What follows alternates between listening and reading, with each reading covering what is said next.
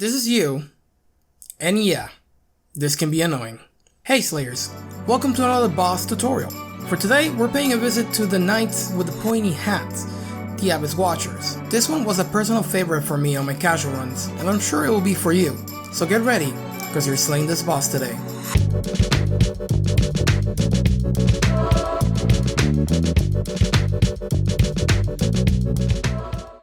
The fight against Abyss Watchers is not entirely difficult, but phase 1 can be annoying to do because most of the time you're dealing with 3 Watchers at the same time. And even though one of them can technically help you, if you're unlucky, he will get body or turn against you. And then when you thought it was over, second fight comes in, putting you into a 1v1 scenario with the fire-bending Watcher, so I can understand how annoying this fight could be.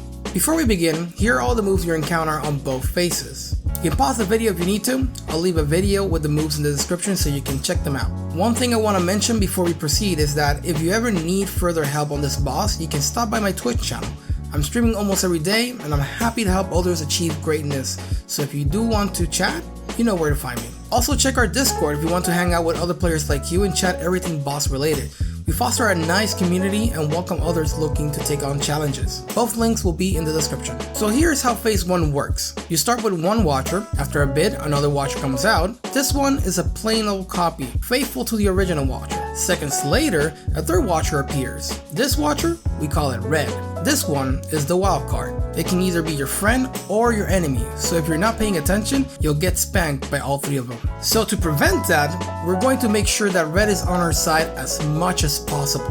One thing to note is that there can only be 3 Watchers in the arena. At any point in time, there will always be the original, the copy, and then Red. And lastly, the first time the copy and Red spawns can either be triggered by time or after the original's health has gone down a bit. The scenario you want to be in is in a 1v1 against either the copy Watcher or the real one, and let Red take care of the other. This way, Red does a lot of damage, or at least stalls enough for you to do decent damage to the Watcher you're fighting. The way we make this happen is by using bombs or any other consumable that does damage to aggro the Watcher. You can also just attack it, but it's really risky to try to aggro at melee range. For those attempting no hits, avoid being at melee range when all 3 of them are together. And if you're using consumables, make sure that you're using them far away from them, so if they actually turn on you, they won't get to hit you while you're still in the animation. Now, if you have done this correctly, then you've set up a 1v1 scenario. If the setup isn't successful and Red dies, you can either wait for Red to come back,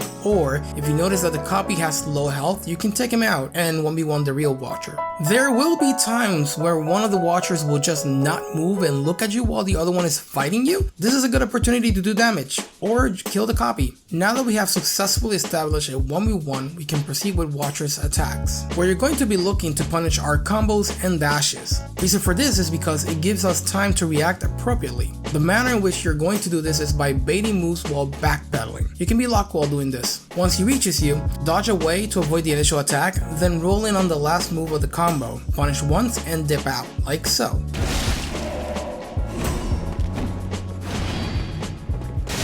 The other 2 moves to look for are the dashes. The Watchers opt to do them when you're mid to far range from them, so have this in mind. Both of them are good for getting backstab, but one of them is easier than the other. The dashes are a form of thrust and a sweep. If he goes for the thrust, roll in and attack once, or roll very slightly to the right so you land behind it and go for the backstab. If he opts to go for the sweep, roll away, go in and punish. This is the easier backstab of the 2 because you're already behind him after the roll, so you have more time to get the backstab, whereas the thrust gives you less time to get it. Now the one thing you should not give time is slaying that like button. If you're looking for a way to support me, this is how to. Apart from that, you're also making it possible for others to find this video, so please do me a solid, give it a like, thank you. On phase 2, you deal with one Watcher, but things get heated very quickly. Even though this one Watcher can get a bit overwhelming at first, once you know what to punish, it can become very trivial. Almost all of his attacks have lingering hitboxes, so it's not ideal to roll all of them. That also means that getting in for a clean punish can be risky. So to avoid all of that shiz and do damage for free, we're going to go for backstabs. There's a couple moves we can backstab, but we will focus on only 2 moves, which are yet again dashes. These are the 2 dashes we will work with.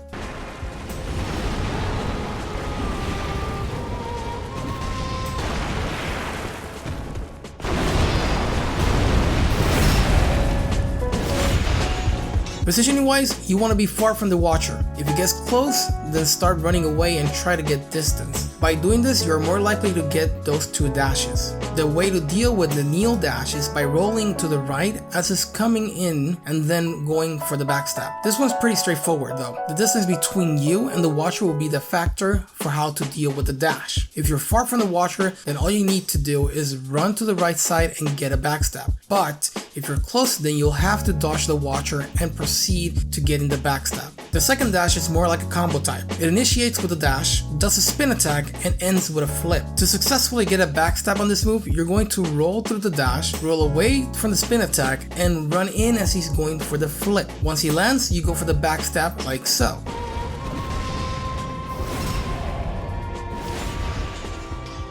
One thing to note is that if you roll away too far from his spin attack, it's likely that the watcher will not continue the attack, so have that in mind. There's another dash that you can attempt to go for a backstab, but the 2 that I mentioned is more than enough to deal with the boss. I have videos of me beating this boss with different weapons, including pyromancy. So if you want to see how do I approach it and beat the boss fully, then check them out. They'll be in the description.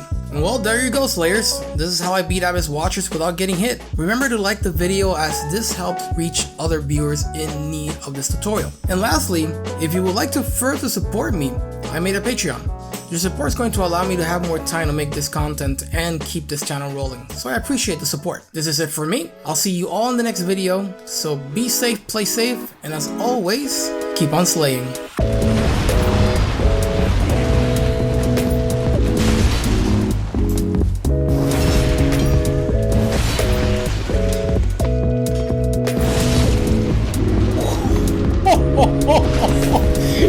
That is so much damage, dude.